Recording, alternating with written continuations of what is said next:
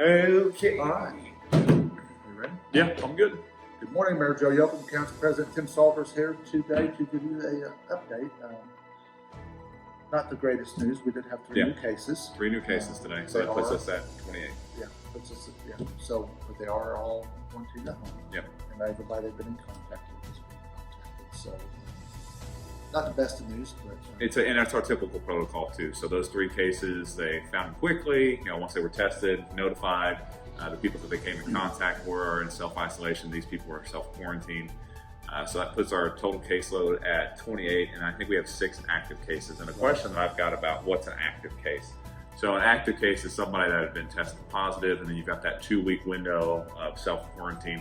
While you're in that 2-week window, that's an active case. And then that's what we consider that. So we've got 6 active cases. I think this weekend 1 drops off, and then at the beginning of next week another 1 drops off. So while we did have 3 new cases, we're still relatively low, and specifically too, if you look in our corridor in Southwest Indiana, we're one of the lowest that you'll see in our area. So that's still positive. Obviously, it's not the news that we wanted to have today, but these are things that we're going to continue to share with you to make sure you're aware of it. It's just a reminder, hey, keep your distance, wash your hands. Wear a mask. Yeah, if you're in a area where you can't socially distance, wear a mask.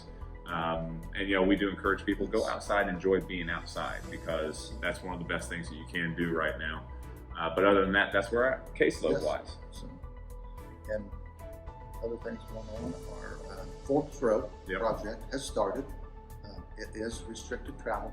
If you do not live in that area, you won't be able to drive down through there. And it will be that way for a few months. And that's McKinley to McDowell on McKinley Forbes. to McDowell on Yeah. Forbes. So if you normally come up McDowell, use Forbes Road to cut across to the other side of town.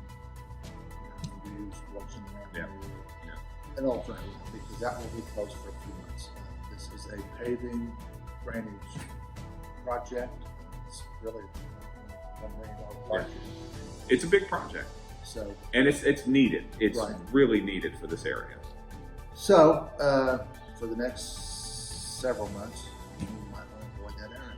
Yeah, and the thing that's nice about this is a several month project instead of like almost a year project or something like that. We've had a couple big projects that we've dealt with. I think 2nd Street was one of those, and Main Street was one of those where we had to shut down these chunks for an extended period of time.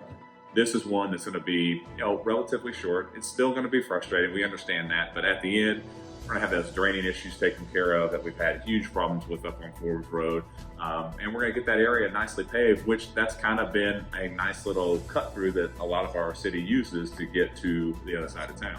And not that it makes it any easier, but I know this is an inconvenience for people that use that route to cut across town. You got to think about people that live in there, the inconvenience that they have to put up with for this project. So, and I commend them for that. Yeah.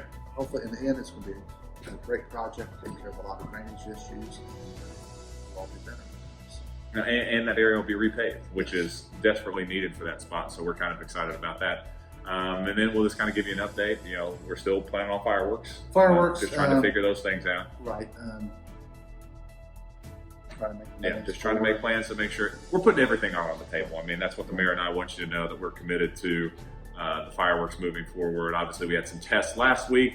I would say some were successful, some weren't as successful, but we're working on those to make sure that we can get there. The key thing that I noticed in there is if you were in an area that kind of had an open area where there weren't a lot of trees around, you could see it. If you were in an area where there were trees, there were some issues. So obviously there's some things that we're going to need to work out and figure out, but we're going forward because we feel it's extremely important to have fireworks on the 4th of July. Absolutely.